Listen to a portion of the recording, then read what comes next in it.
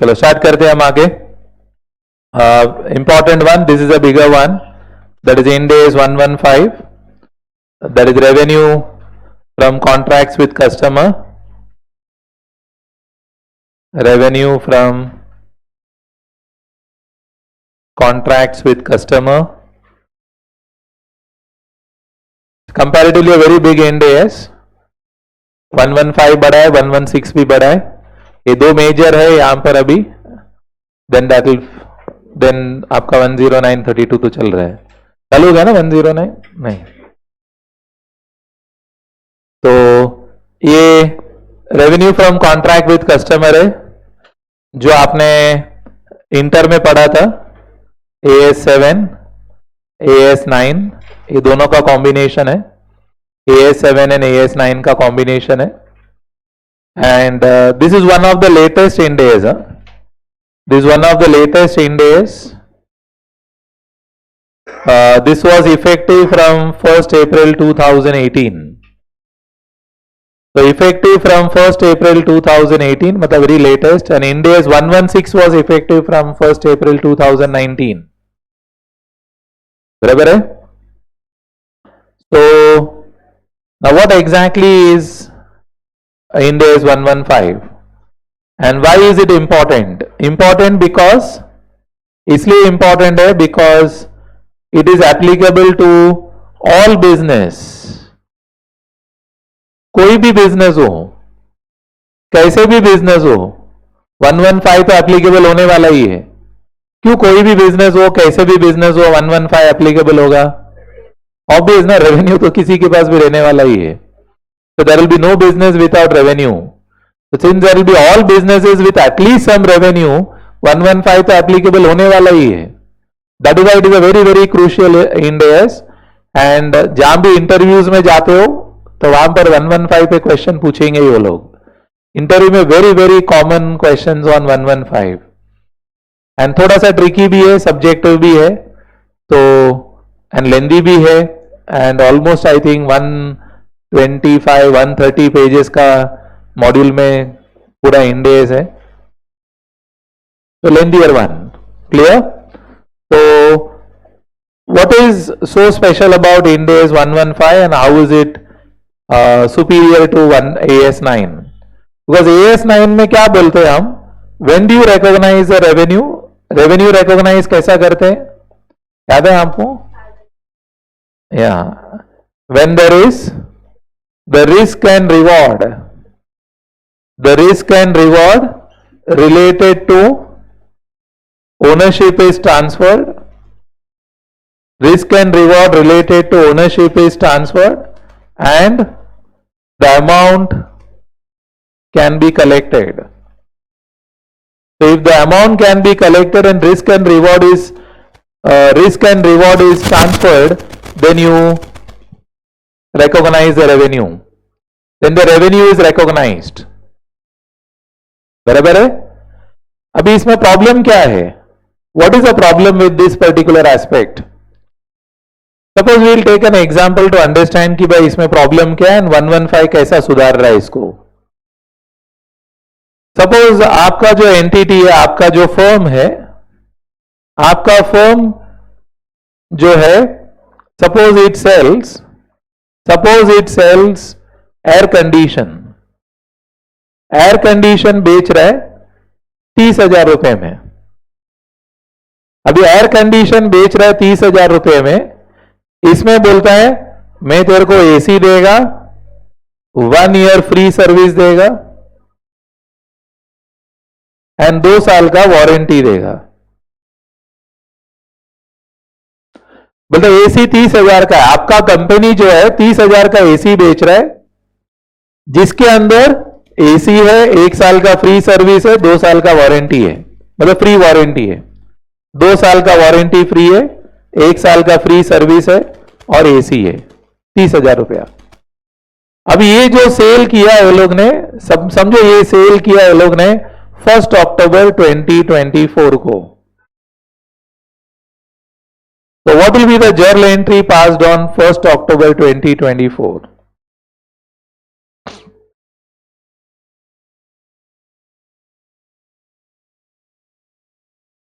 तो आपका life simple करना है तो सिंपल कर दीजिए। 1 अप्रैल 24। हाँ बोलिए, क्या जर्नल एंट्री पास करोगे?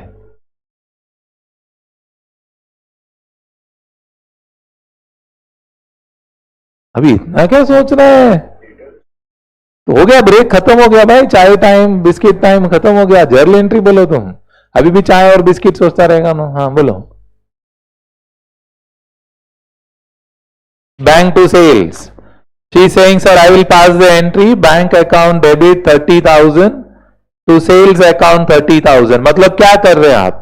You are recognizing revenue of 30,000 on 1st April 24. Do you agree with this? ध्यान है? अभी आप ध्यान से सुन लेना, आप 1 साल फ्री सर्विस दे रहे हो, तो 1 साल फ्री सर्विस दे रहे हो, फ्री सर्विस दे रहे हो, बट आपके लिए तो कॉस्ट है ना, आपके लिए तो कॉस्ट हो गया। हुआ कि नहीं हुआ? तो वेरी ऑब्वियस, समझो फ्री सर्विस का खर्चा 2,000 रुपया है, आपके लिए कॉस्ट है, तो आप कॉस्ट निकाल रहे हैं। मेरा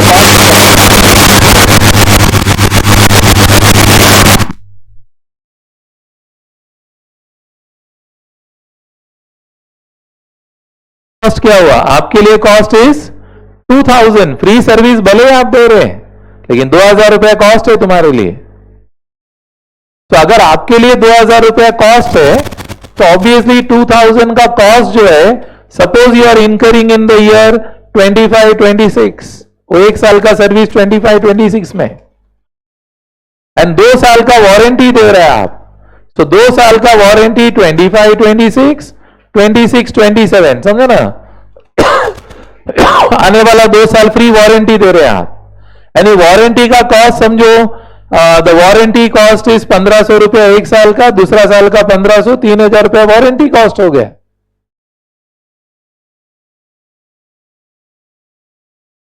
तो फिर व्हाट इज हैपनिंग? 30,000 रुपया रेवेन्यू तो रिकॉग्नाइज कर दिया,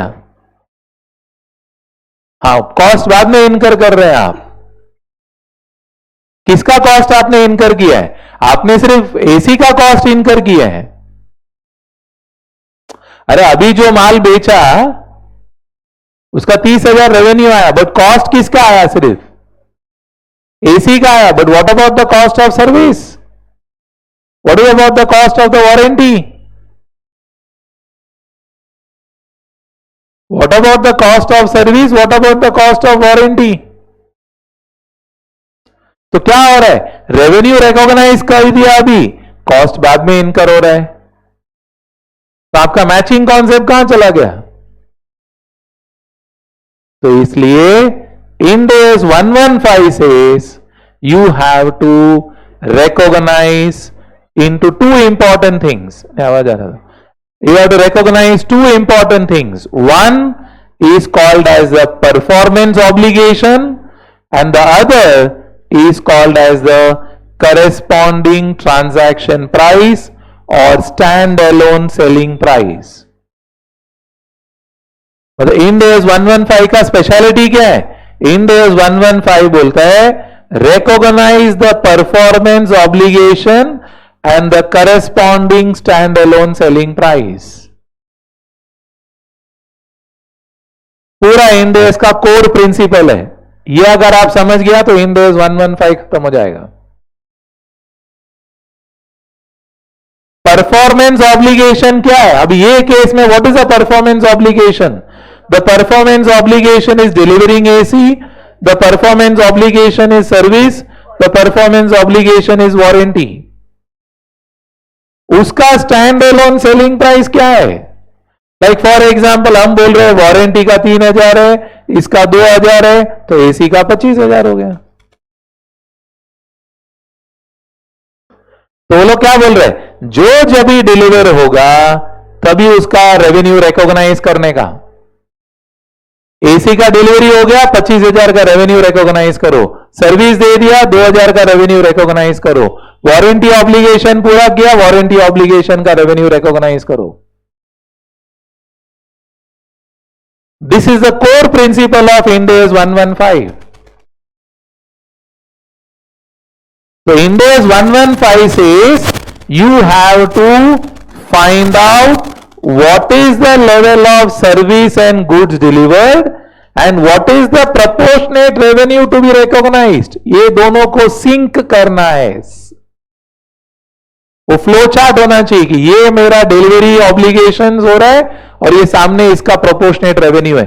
जितना डिलीवरी हो गया उतना रेवेन्यू, जितना डिलीवरी हो गया उतना रेवेन्यू. तो इसलिए 5 इंपॉर्टेंट स्टेप दिया इंड AS 115 में.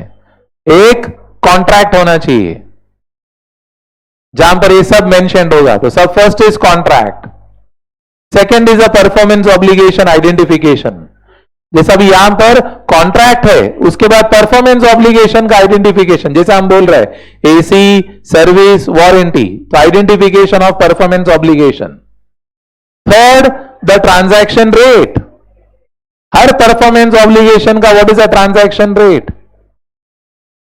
Fourth, match how what performance obligation, how much is the transaction price. Allocate करो, हर परफॉर्मेंस ऑब्लिगेशन का ट्रांजैक्शन प्राइस एलोकेट करो. फिफ्थ, जैसा जैसा डिस्चार्ज होगा वैसा वैसा रेवेन्यू रिकॉग्नाइज करो. 5 मेन प्रिंसिपल्स है. तो आपको कोई भी हायर लेवल प्रॉब्लम में तकलीफ होगा तो आपको घूम फिर के ये 5 चीजों में आना पड़ेगा. इसी को पकड़ के चलो. कुछ भी हो गया कॉन्ट्रैक्ट चेक करो. स्टेप 1 इज कॉन्ट्रैक्ट चेक करो. कॉन्ट्रैक्ट कैसा होना चाहिए? एनफोर्सेबल बाय लॉ होना चाहिए. मेन कंडीशन क्या? Enforceable by law means it can be, the contract can be written, oral, implied, explicit, चलेगा, but main is enforceable by law. Law से enforceable होना चाहिए. That is a very very important part. I hope you getting my point. तो step 1 is contract. हाँ. सो steps को बराबर पकड़ के चलो. तो सबसे पहला कॉन्ट्रैक्ट है. कॉन्ट्रैक्ट कैसा होना चाहिए? रिटर्न, ओरल, चलेगा, इंप्लाइड, एक्सप्लिसिट, चलेगा, but main enforceable by law. और क्या टर्म्स है कॉन्ट्रैक्ट में? मेन 5 चीजें होनी चाहिए. 1, यस, कलेक्टेबिलिटी होना चाहिए.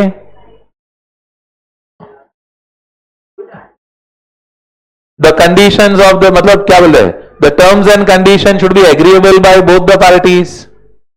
कितना गुड्स डिलीवर होगा, क्या सर्विसेज रेंडर होगा, वो क्लियरली मेंशन्ड है. क्या रेवेन्यू है, वो क्लियरली मेंशन्ड है. Terms and conditions of the contract are clearly mentioned. Period of the contract is clearly mentioned. Are you getting my point? अगर कॉन्ट्रैक्ट में कुछ भी पॉइंट्स मिसिंग है, कॉन्ट्रैक्ट नहीं है, कॉन्ट्रैक्ट में टर्म्स एंड कंडीशंस मिसिंग है, रेवेन्यू का अमाउंट मेजरेबिलिटी मिसिंग है, या परफॉर्मेंस ऑब्लिगेशन मिसिंग है, कलेक्टेबिलिटी मिसिंग है, तो रेवेन्यू रिकॉग्नाइज नहीं होगा. Clear instructions of Ind AS 115.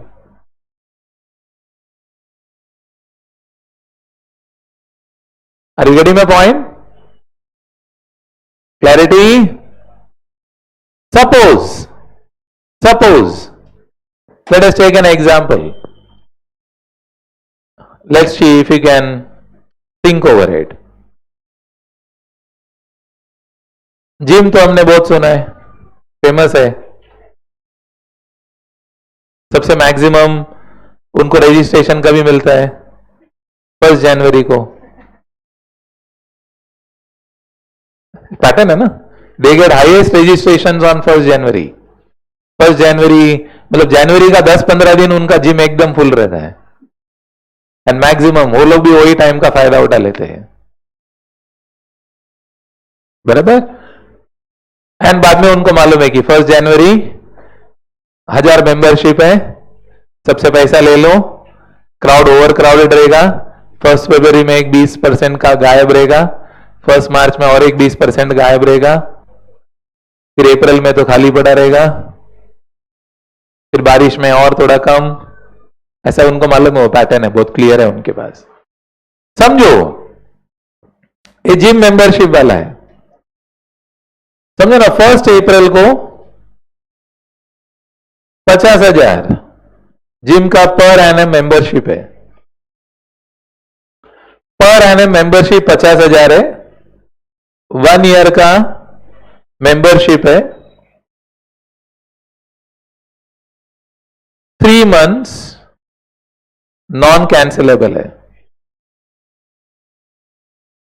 Then cancellation without penalty है, बराबर। सो 1 अप्रैल को कितना रेवेन्यू रिकॉर्ड करेंगे?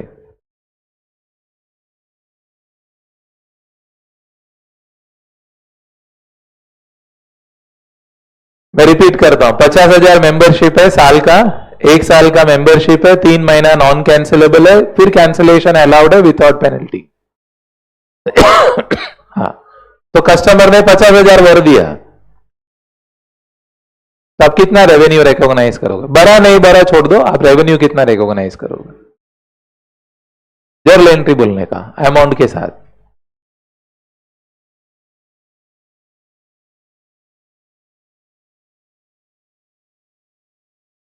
जर्नल एंट्री चाहिए अमाउंट के साथ।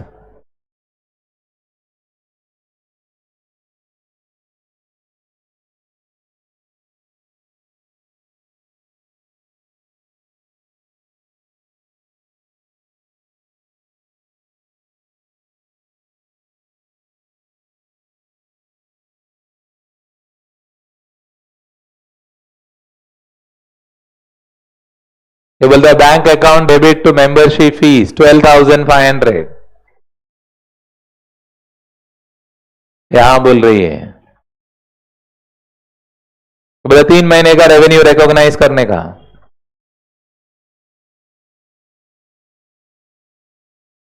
बराबर है, 3 महीने का रेवेन्यू रिकॉग्नाइज करने का। क्यों? नॉन कैंसिलेबल है, नॉन कैंसिलेबल है, उसके बाद कैंसिल कर सकता है। मतलब 50,000 का कोई गारंटी नहीं है, बट 12,500 तो गारंटी है, बराबर ना। 50,000 इंटू 3/12, 3/12 तो 1/4 हो गया ना 12,500। तो 12,500 तो कंफर्म रेवेन्यू है। मतलब अगर कॉन्ट्रैक्ट टर्मिनेट हो रहा है तो टर्मिनेशन होने तक जितना रेवेन्यू मिला नॉन रिफंडेबल, और कोई परफॉर्मेंस ऑब्लिगेशन डिस्चार्ज पेंडिंग नहीं है, that much revenue can be recognized even if the contract is terminated। मतलब टर्मिनेशन पे मैं कितना रिफंड करूंगा? समझो ना, 3 महीना हो गया, एक जन बोला रिफंड लाओ यार, या चलो 1 महीना हो गया, 1 महीने के बाद कुछ लोग को मालूम पड़ गया नहीं नहीं अपन तो आने वाले नहीं है, बोलते चलो भाई जो भी काटने का काट के दे दो, तो 12,500 ही माइनस करेगा।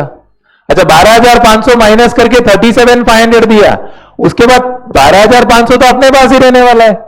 अच्छा, 12,500 लेने के बाद कुछ परफॉर्मेंस ऑब्लिगेशन डिस्चार्ज बाकी रहेगा क्या? नहीं, तो 12,500 is your revenue.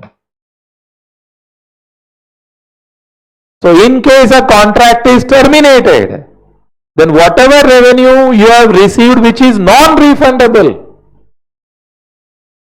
plus no performance obligation dischargeable, then that will become your revenue। Special provision है, ये ध्यान रखना। You got the point? समझ में आ रहा है कि आपको? This is in case of cancellation. अच्छा, अपना एसी वाला केस में बोलो क्या क्या होएगा? समझो ना, 31 मार्च 24 को एसी बेचा, जर्नल एंट्री चाहिए।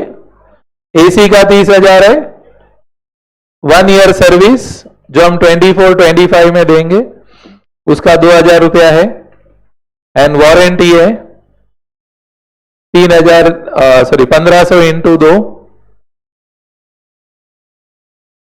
24, 25, 25, 26। बोलिए 31 मार्च को अपना एसी बिक गया, जर्नल एंट्री बोलो।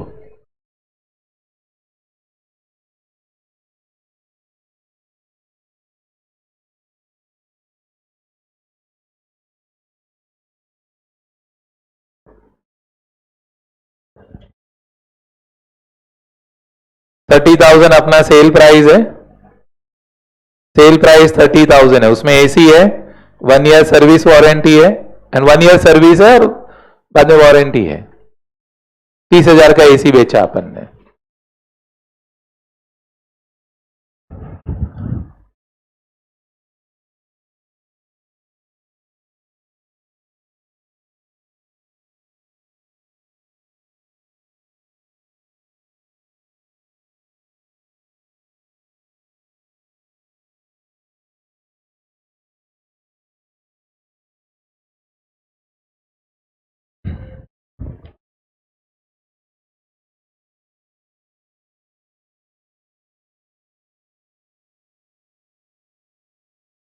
क्या हो गया? 2,000 इसका है ना सर्विस का, और 1,500 इंटू 2 3,000, तो 25,000 का एसी हो गया ना। हाँ, जर्नल एंट्री चाहिए।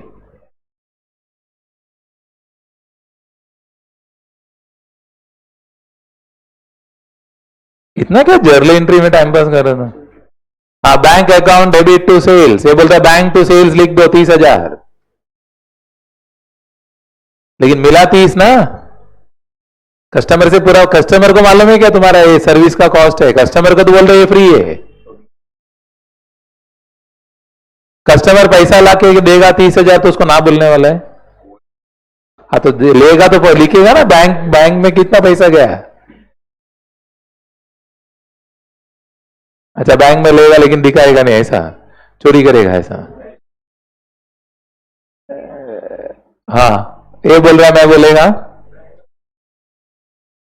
ये बोलता है bank debit 30,000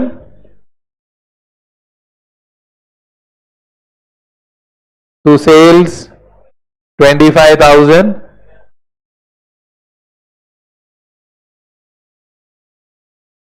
provision for 1 year service, ये बोलता है प्रोविजन फॉर 1 ईयर सर्विस 2,000।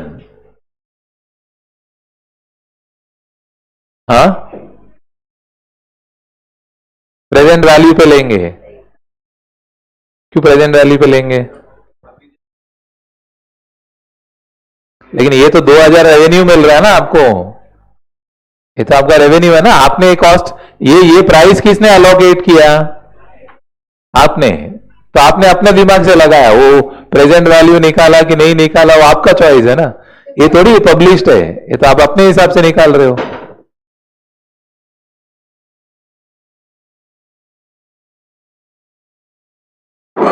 हम क्या जर्नल एंट्री रिकॉग्नाइज करेंगे, मुझे वो आंसर चाहिए। Two, you will say what? You can say advance for services 2,000 to advance for warranty 3,000, simple. And जब भी समझो आप सर्विसेज दे देगा अगला साल, 24, 25 में सर्विस कंप्लीट कर दिया, service done, service done and 1 year warranty done, service done and 1 year warranty done. तो अभी एंट्री क्या पास करेंगे हम? Advance for service debit 2,000, advance for warranty debit 3,000, to sales, sorry 1,500, to sales 3,500। फिर और एक साल के बाद जो 1,500 बचा है उसको भी रेवेन्यू रिकॉग्नाइज करेंगे। Are you getting? और ये जो स्टैंड अलोन सेलिंग प्राइस है, जो पार्क बोल रहा है कि भाई हम पीवी लेगा, ये जो स्टैंड अलोन सेलिंग प्राइस है डिटरमाइन कौन कर रहा है? ये तो आप ही कर रहे हैं ना, विजय सेल्स वाला क्रिएट कर रहा है कि what will be my expected service cost in 24, 25, what will be my warranty cost in 25, 26। So that is determined by you, that the customer doesn't know. Customer को तो लगा फ्री में मिल रहा है मेरे को। कस्टमर के लिए फ्री है बट आपके लिए तो चार्ज है। Clear on it?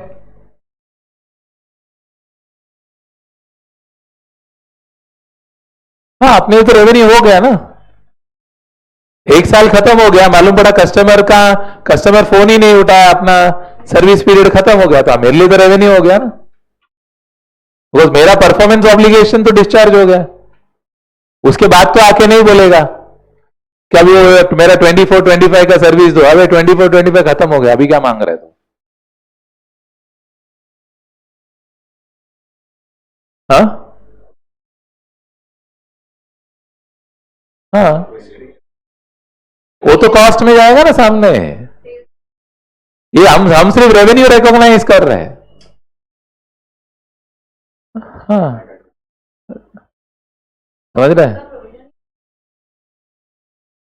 किसमें?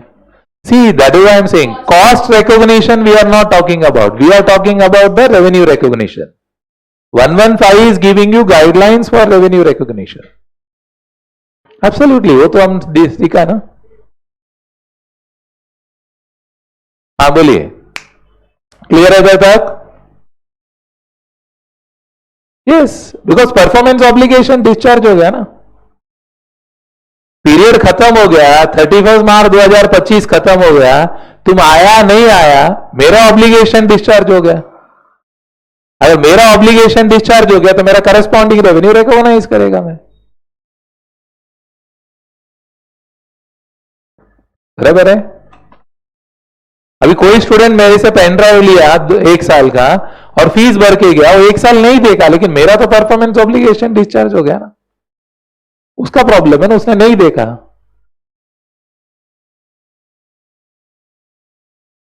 बराबर है? You got the point? Clarity आ रहा है कि नहीं आ रहा है? तो ये स्टेप 1 है, this very very important step है, स्टेप 1 है। अभी एक बार हम प्रोविजन रीड करते हैं before we move on to the next part. एक बार प्रोविजन हम रीड कर लेते हैं, इधर तक क्या बोला है। एंड मेन कोर 5 प्रिंसिपल्स पकड़ के चलो, 5 steps and the core principle here. क्या लिखा है देखो, फर्स्ट प्रिंसिपल, कोर प्रिंसिपल। क्या है core principle? The revenue entity should recognise revenue, word देखो बहुत इंपॉर्टेंट है, in a manner that depicts the transfer of goods and services. Depicts the transfer of goods and services, मतलब progressive बात कर रहे हैं। That is as and when the performance obligation get discharged. Second, at an amount that reflects the consideration that an entity expects to be entitled in exchange of goods and services, that is stand-alone selling prices. मतलब performance obligation सामने क्या revenue है उसका, ये आपको recognise करना। 2 condition है, ये इसका कोर प्रिंसिपल है, पूरा इंडेक्स इसी पे बेस्ड है। इसी को तोड़ा है कि भाई इसका मीनिंग क्या है, तो हमने बोला है in order to achieve the above core principles we should apply 5 step model. ये पूरा इंडेक्स का वर्डिंग्स है। क्या है step 1? Identify the contract. Step 2, identify the performance obligation with the contract. Step 3, determine the transaction price. Step 4, allocate the transaction price to the performance obligation. Step 5, recognize revenue as and when the performance obligations are discharged.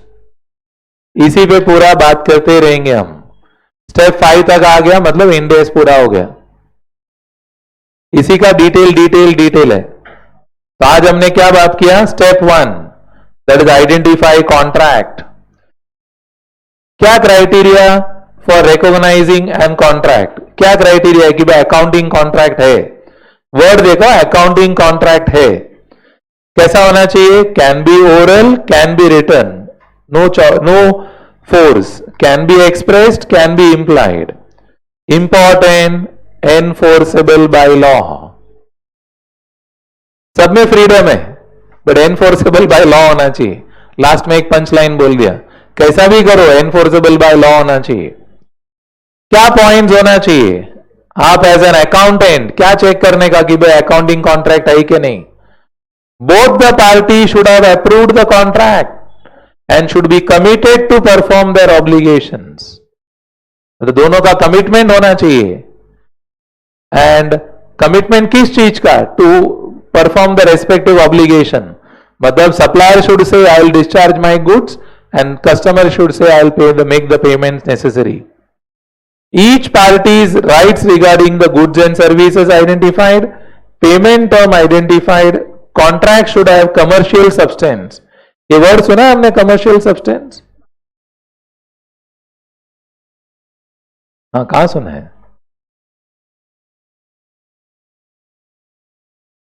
Law में बोल रहा है, इंडेस में भी सुना है, as में भी सुना है।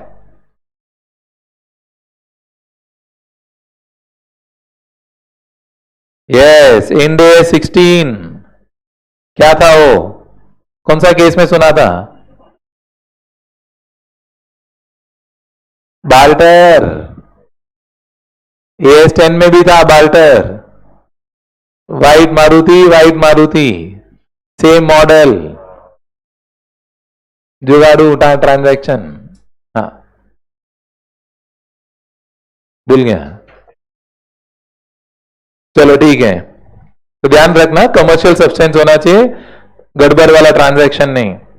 एंड लास्ट वाला केस बहुत इंपॉर्टेंट है। It is probable that the entity will collect the contract consideration to which it is entitled. Important consideration, probable होना चाहिए कि पैसा मिल जाएगा। If the above 5 criteria are not met, पांचों सेटिस्फाई होना चाहिए। It is plus plus, not one, any one of them. Any one of them नहीं, ऑल ऑफ देम है। Then there is no accounting contract, hence revenue can not be recognised. Important, पांचों satisfy होना चाहिए। Terms of payment, obligation discharge, acceptance of contract, how much मतलब the payment can be received, commercial substance, all conditions satisfied, then only the contract is in existence, then only revenue can be recognized. Aage, however, an entity can recognize revenue if the agreement gets terminated and the consideration received by the entity is non-refundable and entity has no outstanding performance obligation. No performance obligation. Like for example, another famous example, आप गया builder के पास, बहुत लोग जाते हैं ना ऐसा, दशहरा नवरात्रि ऐसा सब टाइम में बिल्डर के पास ऑफर रहता है। तो बिल्डर बोलता है मैं जीएसटी भरेगा, मैं तुम्हारा स्टैंप ड्यूटी भरेगा, और मतलब बड़ा जीएसटी स्टैंप ड्यूटी 25 लाख का है। तो बोला आज का आज ऑफर है, 2 लाख रुपए एडवांस हो तो ही मैं बुक करेगा। तो बहुत लोग क्या करते हैं, वो स्टैंप ड्यूटी और वो सब बचाने के चक्कर में 2 लाख रुपए एडवांस लेके आ जाते हैं, और बाद में घर में आके हिसाब करता है तो बोलता है लफड़े वाला काम है। वो जाके बैंक को पूछता, बैंक बोला लोन नहीं देगा। तो then you go to the builder and say मेरे को पैसा दो। बिल्डर बोलता नहीं, वो टोकन था, नॉन रिफंडेबल है। तो बिल्डर के लिए क्या हो गया, वो रेवेन्यू हो गया। क्यों? That's a non refundable token and no performance obligation to be discharged on his part. 2 lakh में थोड़ी फ्लैट देखा हो, ऐसा नहीं बोलेगा ना कि 2 लाख दिया तो 2 करोड़ का फ्लैट तेरे नाम पे हो गया, वो तो नहीं होगा। यू कैन नॉट से 2 करोड़ में आप 2 स्क्वायर फीट 2000 स्क्वायर फीट देने वाला था, तो 2 लाख में ऐसा 0.1 स्क्वायर फीट दे दो, वो तो नहीं होगा। तो नो ऑब्लिगेशन, दैट्स वाई हमने लिखा है token, non refundable token there. Clear on it? समझ में आ रहा है? अच्छा, इधर याद करो, ये मैं नहीं बोलने वाला हूं। कंबाइनिंग कॉन्ट्रैक्ट्स कहां पढ़ा था हमने? AS7, combining and segmenting of contracts. When more than 2 contracts can be combined and call a single contract, conditions था।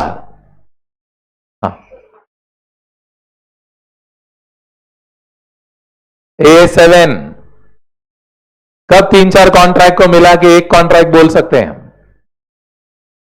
हाँ, ये कुछ बोल रहे हैं. Okay, the contracts are highly integrated. Integrated है मतलब they are integral to each other. समझ में आ रहा है क्या? इंटीग्रल है मतलब they are similar in nature, interrelated है. That is meaning of it. Interrelated contracts है, so that can be taken as a single contract.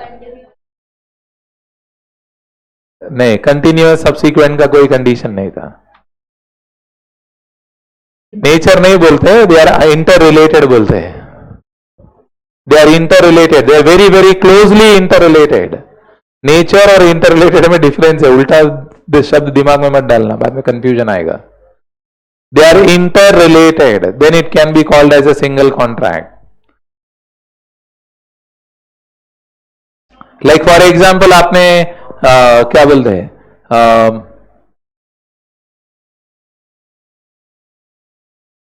Like वो बिल्डर है, तो बिल्डर है तो यू कैन से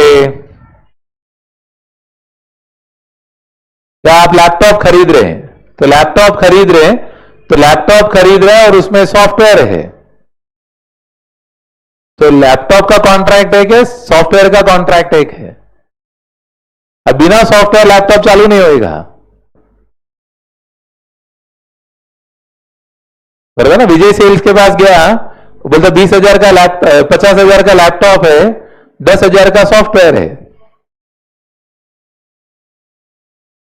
तो दोनों कॉन्ट्रैक्ट हम कर रहे हैं उसके साथ. Can they be combined as a single contract? Yes, because without the software the laptop will not work, and obviously without the laptop software will not work. You said ठीक है, सॉफ्टवेयर लेके आया, लैपटॉप ही नहीं है तो software लेके करेगा क्या आप? So that is interrelated. No, और क्या था? सेम पार्टी नहीं था, नहीं. It is negotiated as a single contract. Negotiation भी साथ में हो रहा है, सिंगल नेगोशिएशन हो रहा है. And there is overall profit margin, overall profit margin and negotiated as a single contract. आप जब बार्गेन करते हैं विजय सेल्स के साथ, वो बोल रहे हैं 50,000 लैपटॉप का, 10,000 सॉफ्टवेयर का, तो आप बात कैसे करते हैं? हाँ, एक काम करना, दोनों को चलना छोड़ दे, चल दोनों 50 में दे दे. ऐसे ही करते हैं ना लोग टाइम पास. जो भी आप इनका कॉन्वर्सेशन सुनेंगे तो एकदम फनी कॉन्वर्सेशन रहता है. बोला छोड़ना 50 में दोनों दे दे, फिर बोला नहीं नहीं तुम्हारे लिए 58. कैसा नेगोशिएट हो रहा है? Overall. He is not saying ठीक है मैं लैपटॉप का 40 का 42 करता हूं या सॉफ्टवेयर का 10 का 2 करता हूं, वैसा नहीं हो रहा है. ओवरऑल मार्जिन पे इतना करता हूं मैं. क्वेश्चंस है आपको, मैंने बोला पहले AS7 और AS9 का कॉम्बिनेशन है. तो negotiated as a single package, overall single profit margin, and they are interrelated, then it is combined. नहीं है तो सेपरेट. सेपरेट है मतलब क्या? सेपरेट के कंडीशंस क्या होंगे? अभी डोंट से कि नॉट फुल तो सेपरेट हो गए, ऐसा नहीं है. इसमें नेगेटिव डेफिनेशन नहीं है, उसका कंडीशन है. The cost and the revenue can be clearly identifiable for each contract separately. Number 1. Number two, you can accept or reject individually. You can accept any one of them, you can reject any one of them. Choice है आपके पास. Negotiation भी separate हो रहा है, negotiation भी separate हो रहा है. लाइक वो लैपटॉप का वारंटी है, बोले वारंटी का 2,000 रुपया लेगा मैं. तुमको 5 साल का वारंटी चाहिए तो 2,000 रुपया लेगा मैं. तो मेरे पास चॉइस है कि नहीं नहीं मेरे को वारंटी नहीं चाहिए, मैं देख लेगा, मेरा लैपटॉप तो चलेगा ना. सॉफ्टवेयर भी है, लैपटॉप भी, मैं चलाएगा 5 साल बिना वारंटी चलाएगा, मैं कंपलसरी थोड़ी है, मेरे पास चॉइस है, नेगोशिएशन अलग से कर सकता हूं मैं। उसको बोले कल आके देखते हैं, ठीक है ना, 6 महीने के बाद देखते हैं, वारंटी में 6 महीने के बाद भी ले सकता हूं। आपको समझ में आ रहा है क्या? Then it becomes a separate contract. तो ध्यान से देख लेना, ये AS7 है, तो हम रीड कर लेते हैं एक बार। Combining contracts, generally revenue for each contract should be recorded separately. However, 2 or more contracts may be aggregated and accounted as a single contract if they are entered at the same time. Important, entered at same time, contract negotiated as a package, a single performance obligation or an overall profit margin. 3 important condition, same time पे हो रहा है, negotiate as a single package हो रहा है, and single performance obligation है, या तो ओवरऑल प्रॉफिट मार्जिन है। Done. The next, contract term, contract tenure, contract units. ये कैसे डिसाइड होगा? जैसे अपना केस में मैंने क्या बोला था, ओजिम के केस में मेंबरशिप 12 महीने का लिया 50,000 में, लेकिन नॉन कैंसिलेबल फॉर 3 मंथ्स, बाद में कैंसिलेशन विदाउट पेनल्टी है, तो what is the term of the contract you will take? 3 months, not 12 महीना, वो हम श्योर ही नहीं है। इंपॉर्टेंट वर्ड्स बोल रहा हूं मैं, सुन लेना केयरफुली। कॉन्ट्रैक्ट 12 महीने का है, 3 महीना तक कैंसिल नहीं कर सकते हो, 3 महीने के बाद कैंसिलेशन कर सकते हो विदाउट पेनल्टी। कोई पूछेगा क्या कॉन्ट्रैक्ट पीरियड है, सो 3 ही महीना है। सेम किसके केस में होगा?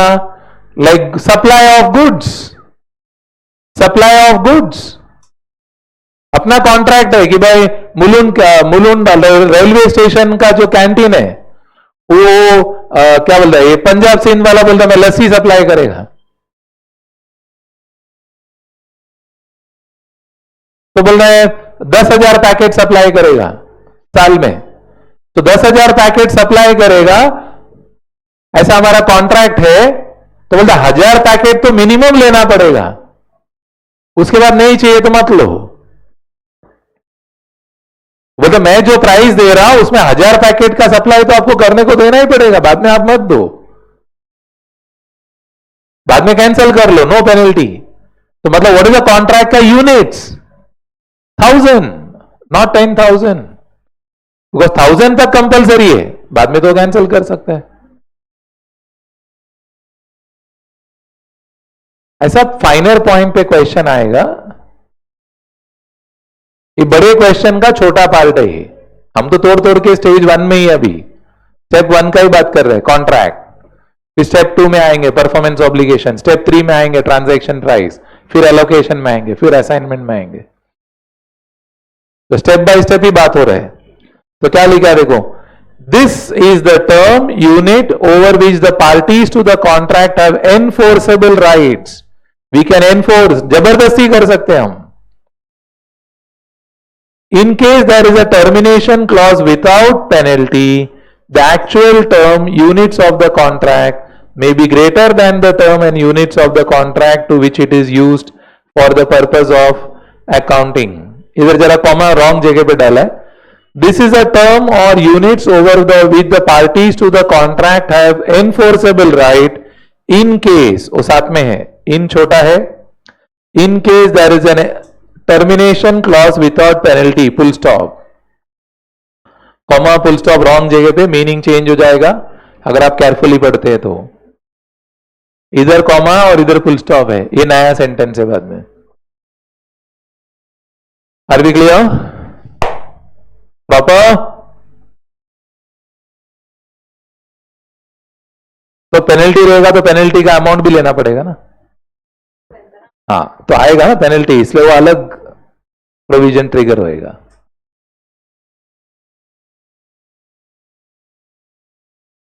तो पेनल्टी का लिए कितना प्रोपोर्शनेट पेनल्टी लेगा? हाँ तो इसलिए वो सब प्रोपोर्शनेट चेंज हो जाएगा पूरा।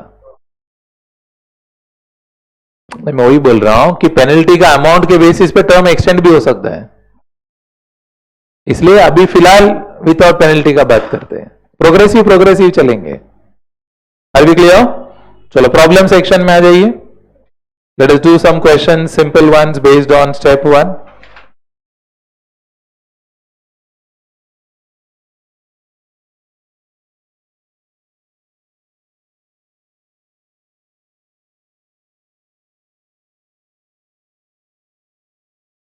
चलो स्टार्ट करते हैं हम।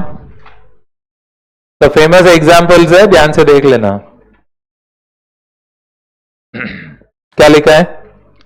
A gymnasium enters into a contract with a new member to provide access to the gym for 12 months period at the rate of rupees 4,500 per month. The member can cancel his or her membership without penalty after 3 months. Specify the contract term.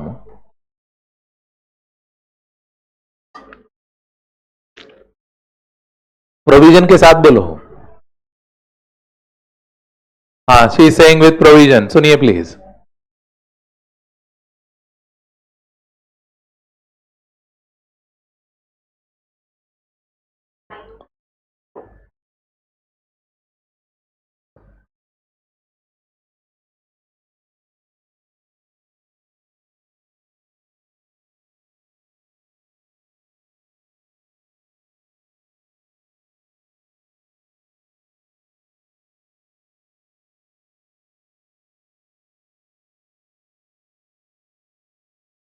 Yes, you have to write that provision. In case of termination without penalty, the contract term will be the enforceable contract period. And what is the enforceable contract period? 3 months. How do you know it is enforceable? Non-cancelable. So provision trigger करना पड़ेगा. Contract where termination happens without penalty should be evaluated for contract only considering the non-cancelable period. In this case, the membership of first 3 months cannot be terminated. Hence, the contract tenure is 3 months. Next, contractor P enters into manufacturing contract to produce 100 specialized CCTV camera for customer Q for a fixed price of 1,000 per sensor. Customer Q can cancel the contract without penalty after receiving 10 CCTV. Specify the contract units.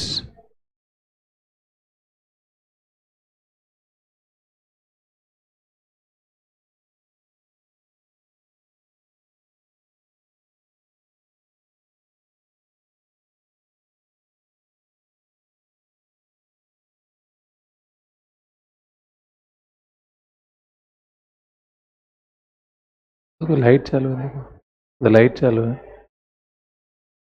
Fifth room में halogen चालू है, शायद halogen चालू है।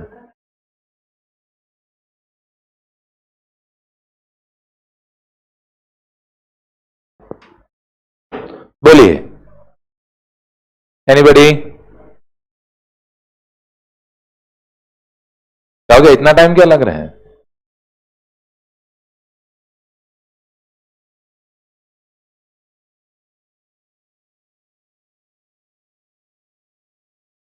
क्या कितना unit का आएगा? 10 ना? वापस enforceable term, what ever is enforceable amount, same provision in case of cancellable, in case of contract which can be terminated without penalty, the contract unit will be to the extent of enforceable units. And what is the enforceable unit? 10 units out of the 100 CCTVs. इतना क्या सोच रहे हैं? Next, a manufacturer of airplanes for Air Force negotiates a contract to design and manufacture new fighter planes for a Kashmir base. At the same meeting, the manufacturer enters into a separate contract to supply parts for the existing planes at their other air bases. Would these contracts be combined?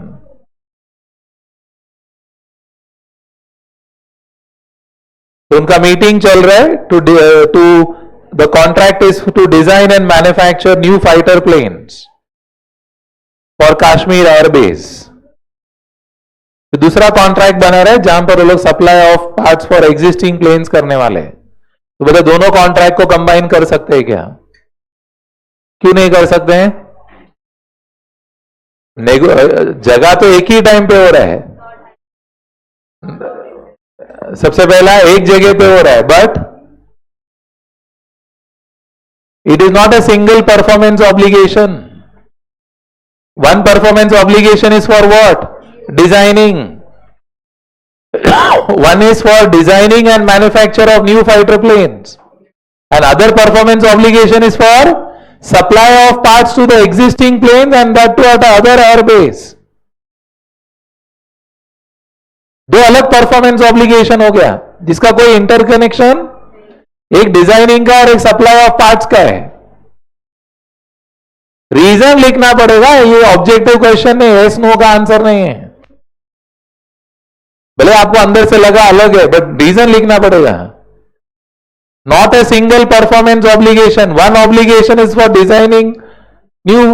Designing and manufacture of new fighter planes, and other performance obligation is supply of parts to the existing planes in another air base. So not a single obligation. तो अलग अलग obligation, तो अलग अलग ही होगा contracts. Combine नहीं कर सकते. नेक्स्ट, तो ध्यान से देख लेना. Contracts are negotiated at same time. However, they do not appear to be part of single package having single commercial objective. Hence, the two contracts should be separately accounted and cannot be combined. Next, software company S enters into a contract to license its customer relationship management software to customer B. तो S क्या कर रहा है? B के साथ contract कर रहा है for licensing of a CRM software to customer B. 3 days later, in a separate contract, S agrees to provide consulting service to significantly customize the licensed software to function in B's IT environment. B is unable to use the software until customization of services are complete. Would these contracts be combined? एक क्या है? What is one? CRM software है.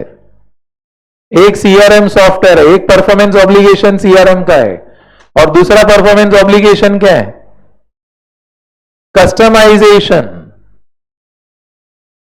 Customisation of the software. एक है CRM का software देने का और दूसरा वो CRM सॉफ्टवेयर को कस्टमाइज करने का. दो परफॉर्मेंस ऑब्लिगेशन है. पहले रिकॉग्नाइज करो दो कॉन्ट्रैक्ट है. एक कॉन्ट्रैक्ट है सप्लाई ऑफ CRM सॉफ्टवेयर, दूसरा कॉन्ट्रैक्ट है कि मैं तेरे को कस्टमाइज करके दूंगा. बोले दोनों को कंबाइन कर सकते हैं क्या?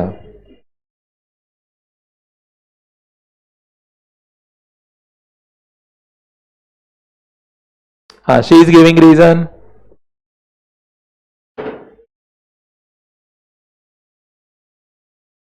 विदाउट कस्टमाइजेशन और सॉफ्टवेयर यूज हो ही नहीं सकता है.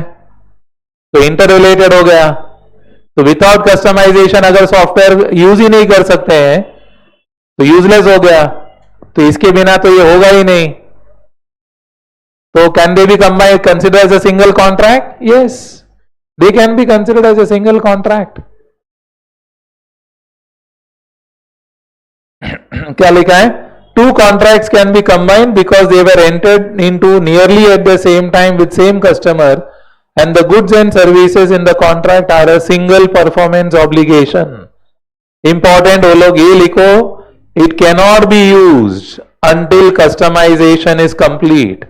वो लिखना पड़ेगा, वो लोग ने नहीं लिखा है.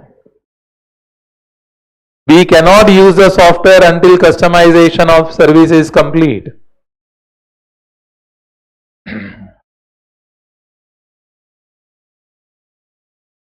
बराबर. Next, New Way Limited decides to enter a new market that is currently experiencing economic difficulty and expects in future economy will improve. New Way enters into an arrangement with a customer to win a new region for networking products for a promised consideration of 12 lakh 50. At the contract inception, New Way expects that it may not be able to collect the full amount from the customer. Determine how New Way will recognize this transaction. सोच लो, 1 minute का time है.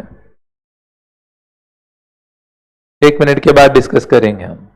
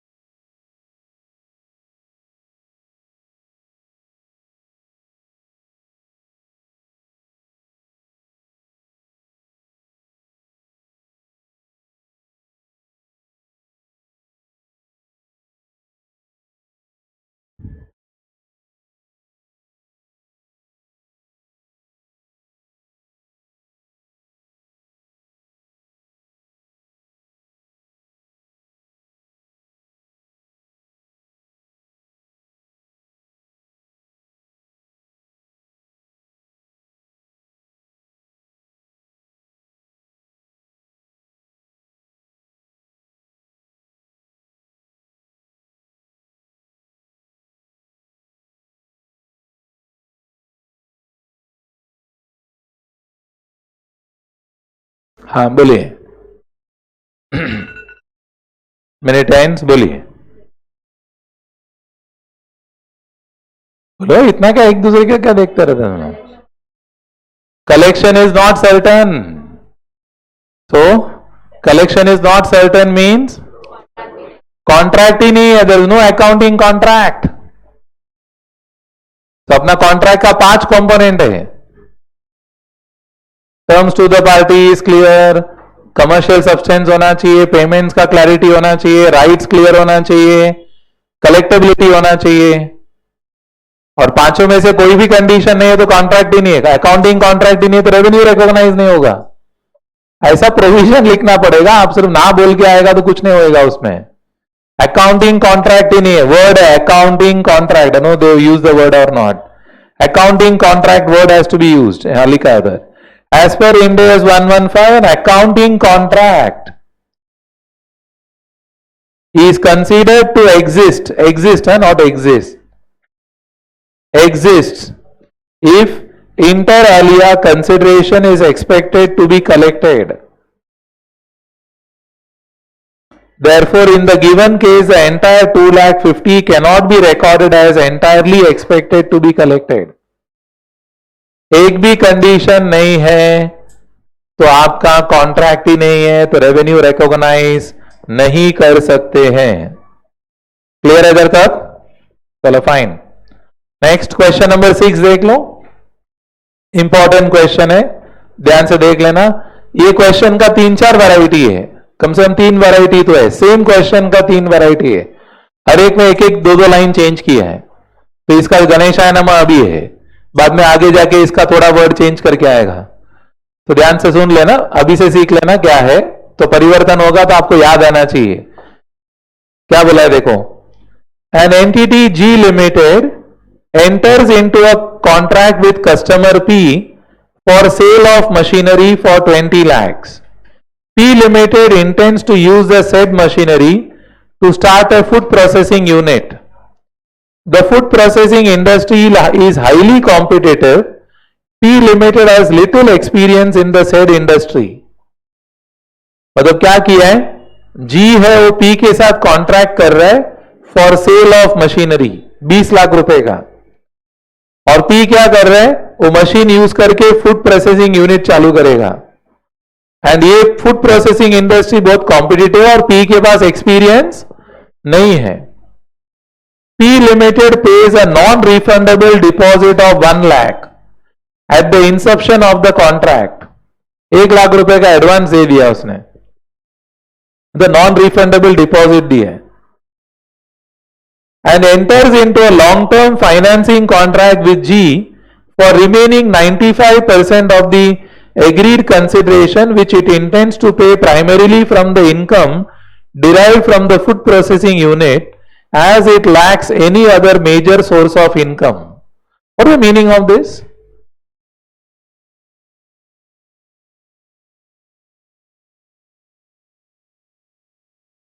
बीस लाख में से लाख रुपया दिया, बोलता है 95 लाख का 95% का जो 19 लाख रुपया है वो बोलता मैं कैसा देने वाला हूं, कमा कमा के देगा। बोलता फाइनेंसिंग भी तुम ही करो। बोला ना मशीन लिया, बोलता पैसा कैसा देगा, कमा के देगा भाई। तो मतलब बी क्या बोल रहे हैं, he is very very, G is giving agreeing to all this conditions.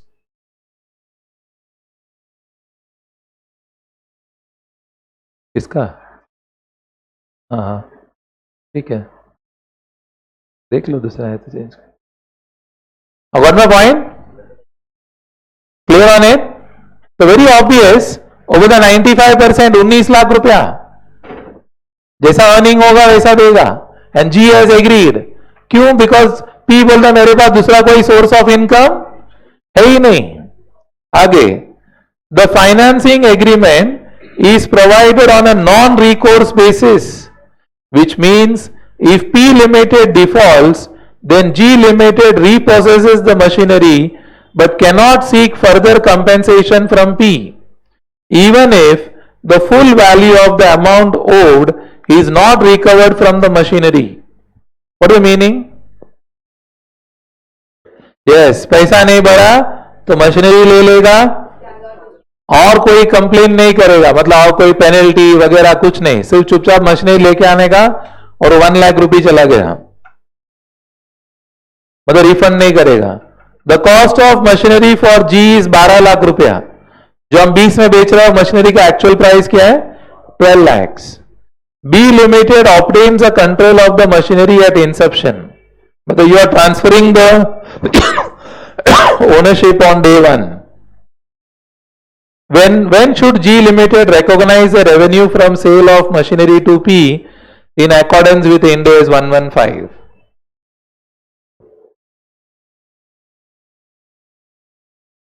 बोलिए।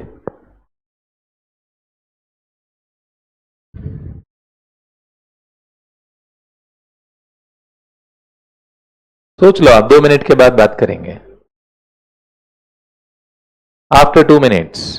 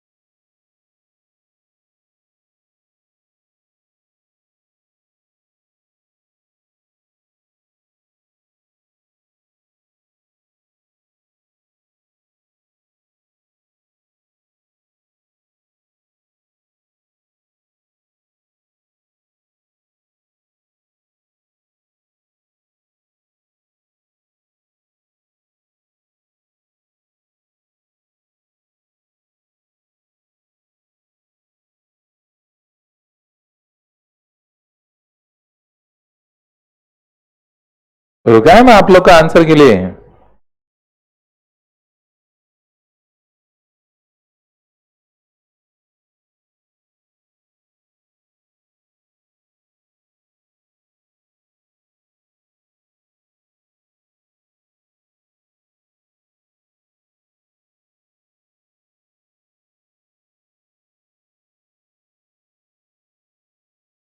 चलो बोलिए,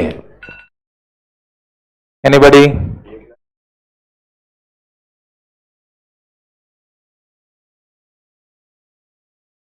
बोलते 1 लाख पहले ही रिकॉग्नाइज कर देंगे और बाकी का क्यों, क्या प्रोविजन ट्रिगर करेंगे?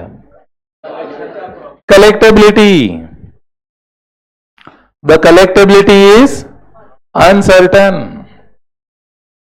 Collectability is uncertain. You are not sure of collecting the amount. कितना कलेक्टेबल है? 1 लाख. 1 लाख को रिकॉग्नाइज कर सकते हैं बिकॉज वो नॉन रिफंडेबल डिपॉजिट है. वो तो हम रिफंड नहीं करने वाले. एंड 1 लाख तो हम नॉन रिफंडेबल है. कॉन्ट्रैक्ट टर्मिनेट होगा तो भी रिफंडेबल नहीं है एंड आगे का कोई ऑब्लिगेशन भी नहीं रहेगा. That much revenue can be recognised. Remaining जो है that will be depending on how the things happen in the future. तो इसलिए इंसेप्शन पे bank account debit to contract liability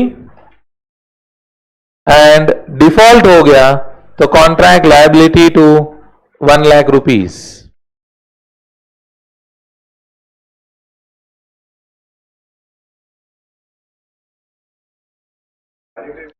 एक लाख का डायरेक्ट रेवेन्यू का ऑप्शन ये लोग ने नहीं रखा है बिकॉज ये क्या नाम से लिया हुआ है? डिपॉजिट के नाम से लिया हुआ है. आप नॉन रिफंडेबल डिपॉजिट के नाम से है. यस, डिपॉजिट है ना. जैसे जैसा वो पेमेंट देगा 1 लाख रुपया, क्या बोले, 1 लाख रुपया सबसे लास्ट में रिकॉग्नाइज होगा रेवेन्यू करके. वो डिपॉजिट के नाम से ही कटा रहेगा.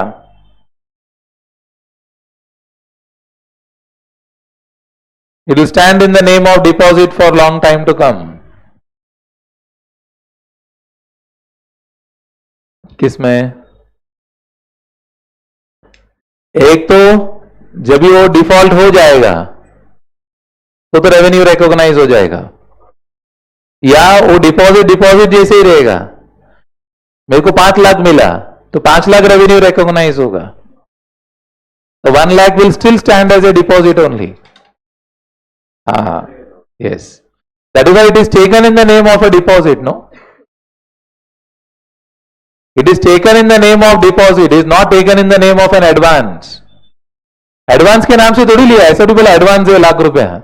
लाख रुपया एडवांस नहीं दे रहे हैं, 1 लाख रुपया डिपॉजिट दे रहे हैं. फर्क है ना दोनों वर्ड में. इसलिए लायबिलिटी करके दिखा रहे हो. What my point?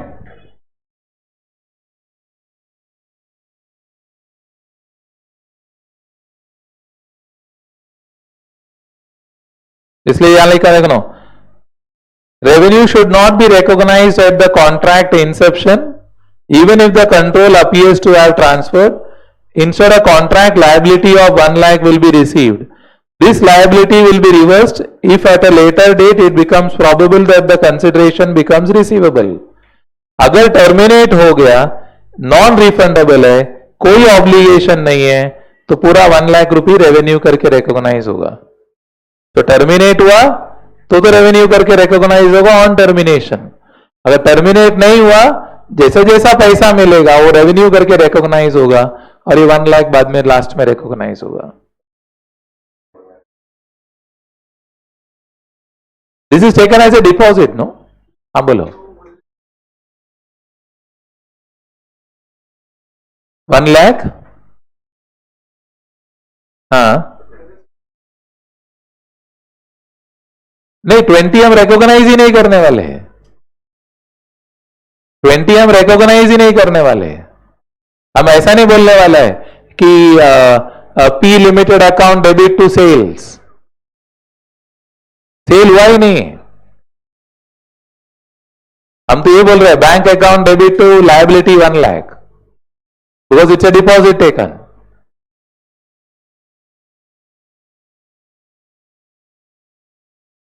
Got it? Clear? चलो फाइन. बाकी का अगला बार डिस्कस करेंगे। स्टेप 2